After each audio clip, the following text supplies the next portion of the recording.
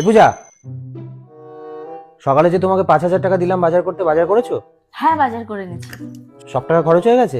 না না, সব টাকা খরচ হয়নি। ওখান থেকে 2,500 টাকা আমি মুদিখানার দোকানে দিয়েছি, আর 2,000 টাকা আমি কাঁচা মাছ মাংস আর কাঁচা সবজি নিয়ে এসেছি। আর 500 টাকা আমার কাছে রয়েছে, দাঁড়া আমি তোমাকে এনে দিচ্ছি। বলছি শোনো না, আমি পিৎজা খাবো, পিৎজা অর্ডার করছি আমার জন্য। তোমার জন্য কিছু অর্ডার করবো, খাবে? না না, আমি কিচ্ছু খাবো না। দুপুরের খাবারটা রয়েছে, আমি ওটাই খেয়ে নেবো। তোমার ভাই আমাকে একবার বলেছিল তুমি নাকি বিয়ের আগে খাওয়া দাওয়া পারপাসে প্রচুর টাকা পয়সা খরচ করতে, হঠাৎই চেঞ্জ?